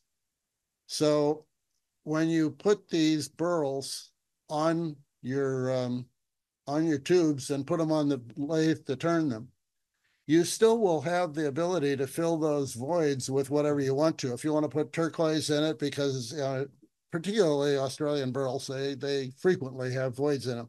When they do, you like to do things with them and like to put in some kind of a fill and make it prettier. By stabilizing, you do not remove that. I've had a couple of calls with people saying, well, there's holes in here. I'm sorry, God put them there. Now you're going to have to do something with them. You don't see the inside of a blank until you decide to turn it. Yeah, it doesn't have the viscosity or thickness that a resin does. The stabilizing is more like water or milk, where your casting resins are going to be thicker like syrup. So they're going to be able to get in voids and stay there, as opposed to this stuff is going to run out. But if it were thick, it wouldn't penetrate the pores of the wood and you wouldn't be able to stabilize it. So that's right. So there's a definite difference. Okay, I'm done. Dean?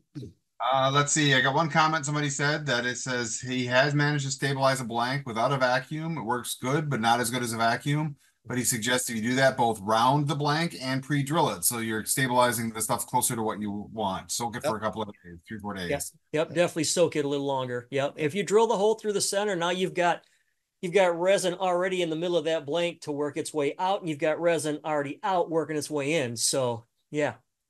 I did put the link to the resin and the coupon code in the chat, in case anybody's not looking at the chat. And Jason asks, have you experienced blanks curling during that baking period, and can you prevent it?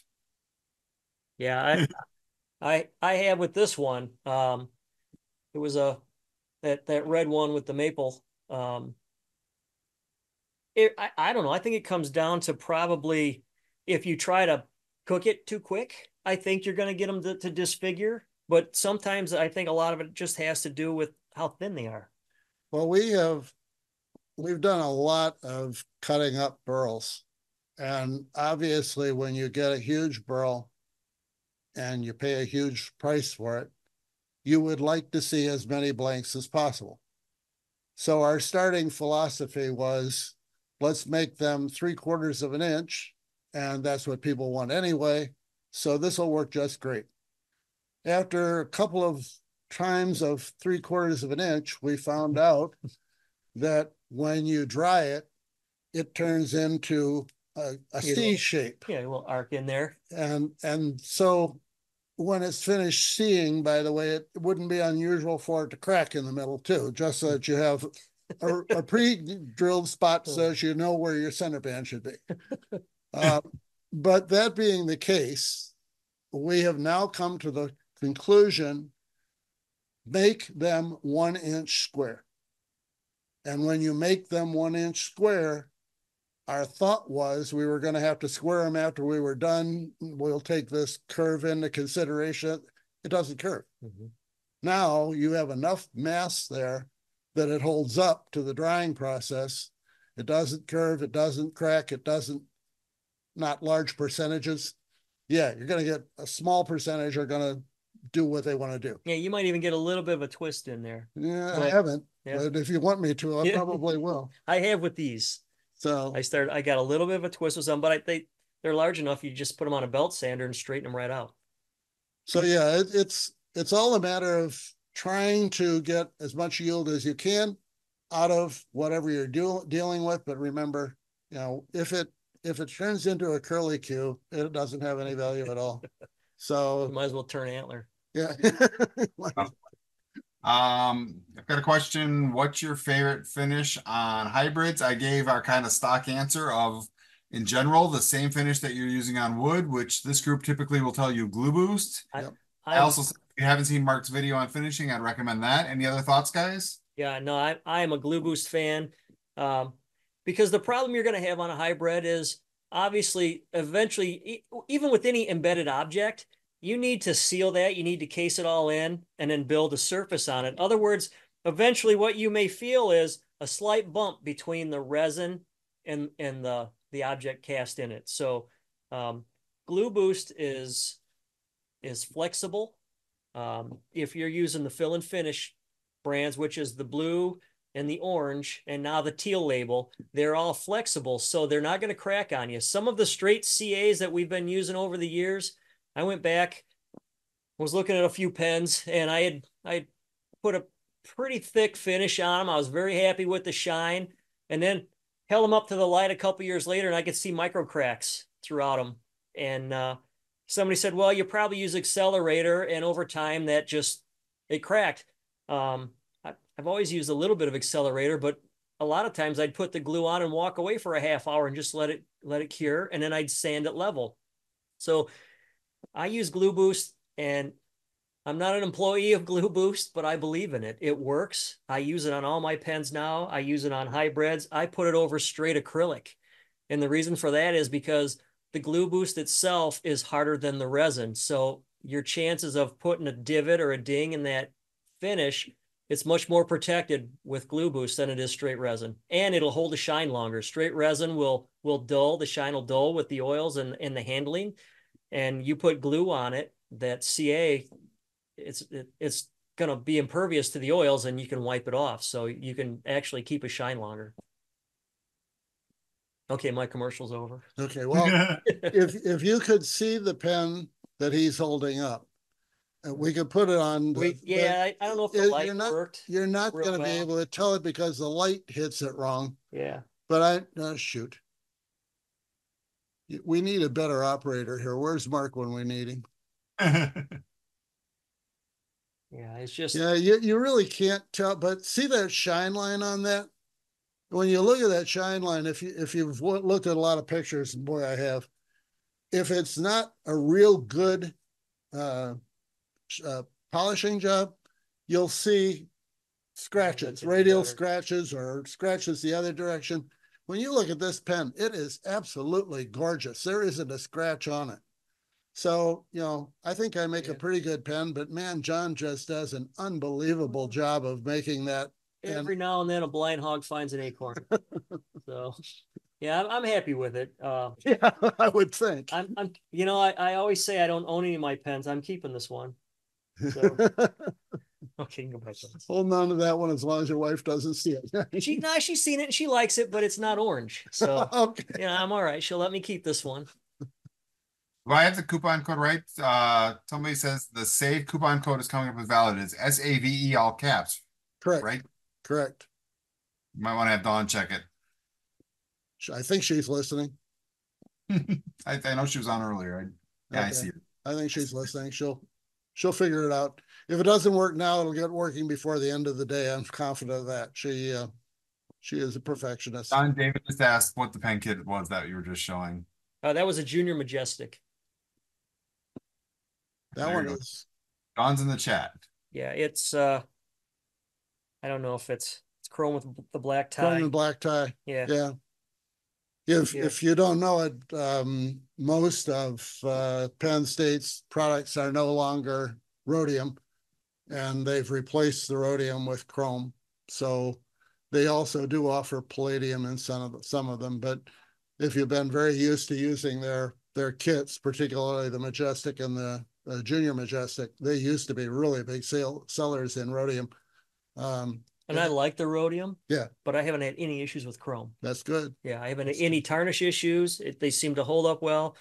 Well, the Diamond Neural Sierra is by far now my favorite. Good. And the nib of that is chrome, and it holds up like anything I've ever used. So yeah, I'm very happy with the chrome.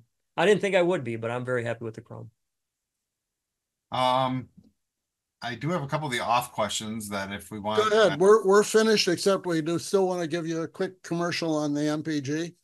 And then well, I'll do that real quick now, and then we can do the rest of it. I'm sorry. I got the card up here. We got visual aids and everything. Hold on just a second here. We'll get the visual aid up. Anybody there you go. Interested and available.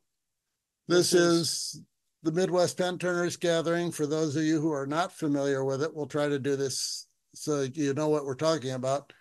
It will be held the 19th and 20th of April. That is a Friday and a Saturday. This is the 5th or 6th year we've done it in Chicagoland. John and I and Mark are the real people who do it, and Mark's wife particularly, Donna, and Dawn.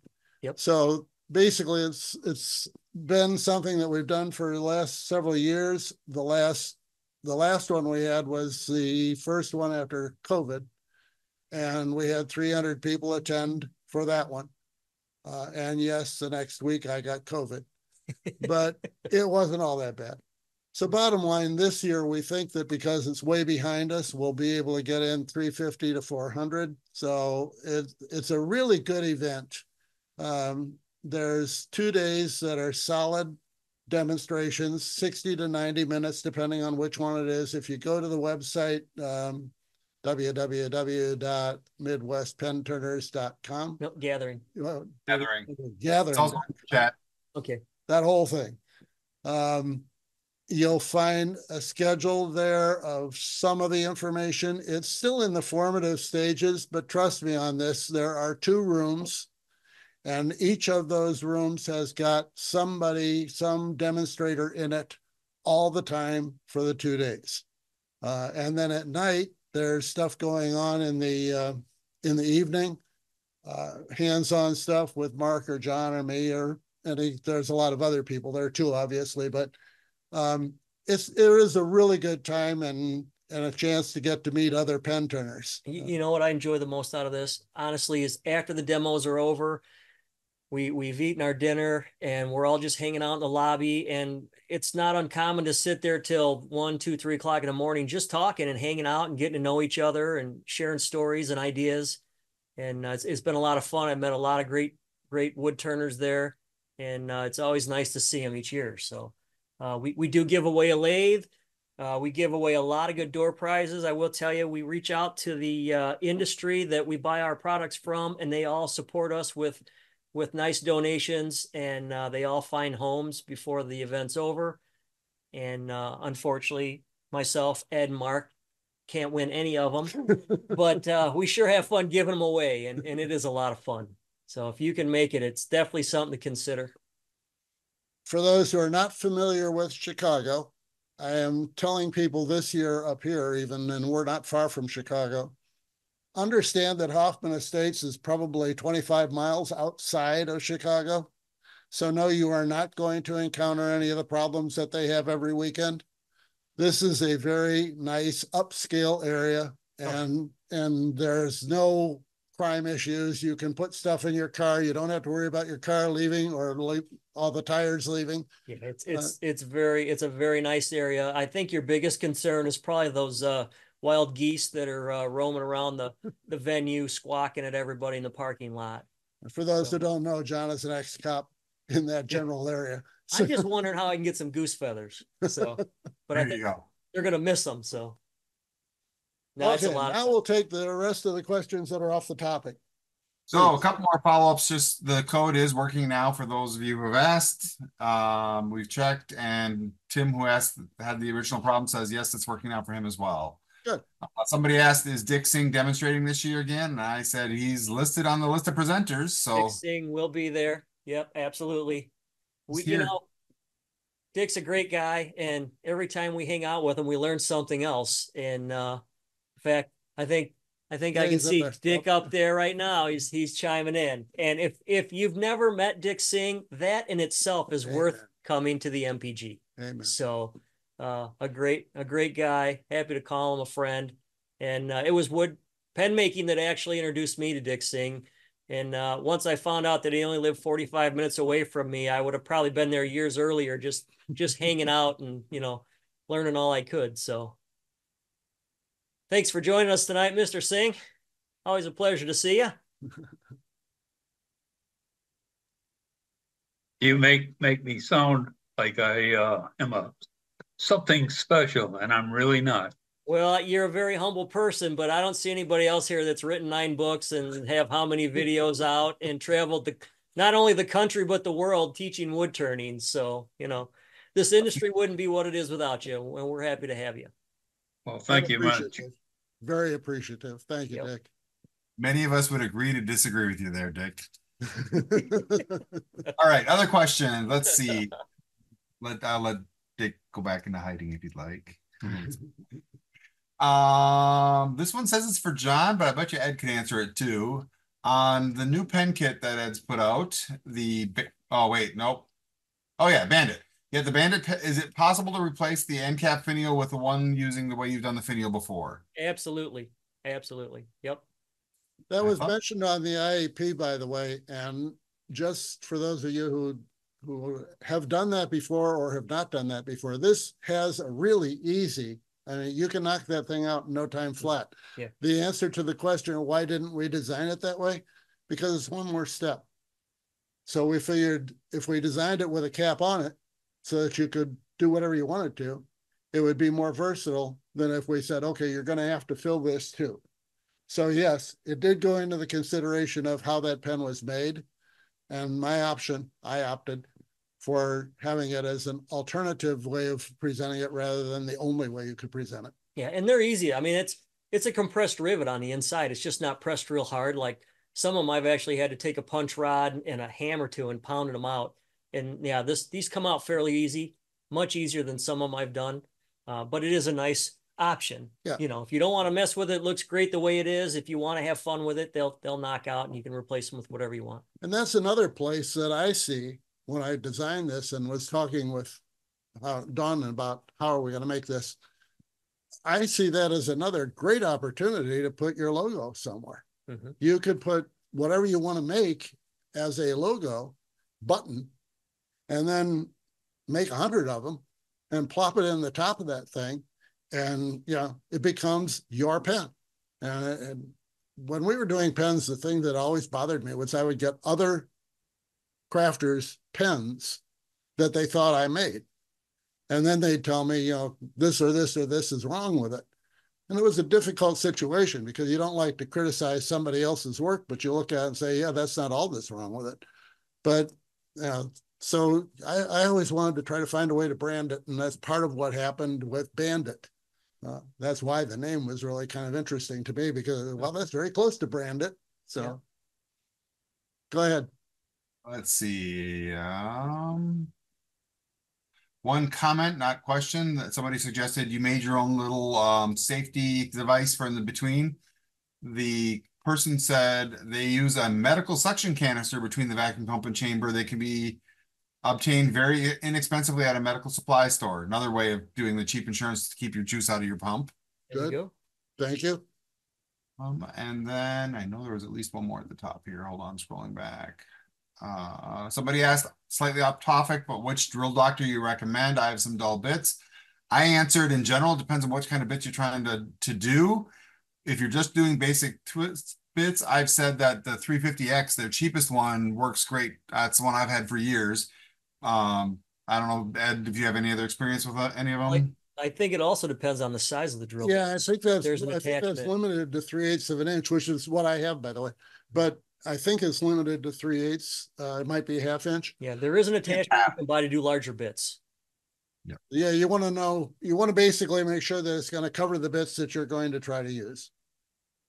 But yeah, the drill doctor is a wonderful tool. And by the way, there's a learning curve. Learn how to use it. Yeah, there's a learning curve. I screwed up a couple because I didn't have them in quite right. So when I dropped it in basically the attachment that holds the drill bit, when I put it in and turned it, I didn't have it lined right, and I was actually cutting the flute away instead of putting an edge on it. So there's a bit of a learning curve. The other suggestion learning curve that I would say from mine, having done it, is pay attention. They tell you count when you're going back and forth between the two sides. That is relatively important. You will make it on an uneven cutter very quickly if you take one side off more than the other. Mm-hmm. Sure. But it's a great tool. Once you learn how to use it, it's a great tool. And drill bits are, I'm sure Dick can make them without the drill doctor, but I can't. I have no chance. Yep. The other one, it's in a really odd question. I don't know if you're going to anybody's going to know this one. So maybe somebody out there. He says, many years ago, I bought a carbide set using R2 and R4 cutters. It looks a lot like the Penn State Pen Genie. Any ideas who made the original version? I understand he's no longer in business. No, unless he's talking about Beal. I mean, if it's an inventor that's not there anymore, that's the only one. Rick Harrell came out years ago also with a cutting tool, but I don't know, he wasn't making the carbide cutters, he was just making the tool. But yeah, I don't know. Can't tell you. Other than that, a lot of thank yous, a lot of great information. If I've missed a question, throw it back in there. I think I caught them all now. I would say if someone has a carbide cutter or a carbide tool and they can't find the cutters, I'd reach out to Easy Wood, because Caliendo's, they actually, their company makes their own carbide cutters, and maybe they can give you an idea what'll work in there. It's a good point. Actually, the Caliendo's, before they became Easy Wood tools, their forte was making the carbide cutter. Yeah. So it's extremely possible that you might have one that they made, although if it was a long time ago, they're not that old. So they may know who made it, but that's probably good advice. Reach out to the Caliendo's. And by the way, they are extremely nice people. You're talking about the owners of Easy Wood Tools. Very approachable, very pleasant, very, very easy to get along with. And they'll be at the MPG. You can meet them in person and hang out and talk. They're good people. Exactly. And she will be turning at the MPG this year, it sounds like. So you also get a chance to watch her turn, which is kind of fun. One comment came back around that I had been earlier that I missed. Bob says he has one of those BVV tanks. Make absolutely sure that the lid is on square. Yes. If the lid is off a little, it could slide off and implode. Yes, it does. Happen to him. Yes, I have. Yes, I have one that imploded. But I don't mention that because that just proves how stupid I am. How the heck, how could you possibly put this on there and leave one side overhanging and the other side so close that it slipped in? And of course it slipped in where the gauge is, and so it cut off the gauge too. Yeah, you can really screw things up if you're dumb enough.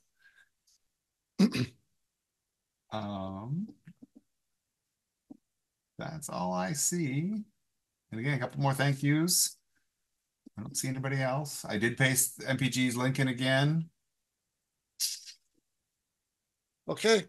Awesome. Well, thank you all for attending. I hope you got something out of it. We look forward to doing this again next month. I don't know what our topic is going to be. If any of you have anything that you think, well, this would really work, send it to me.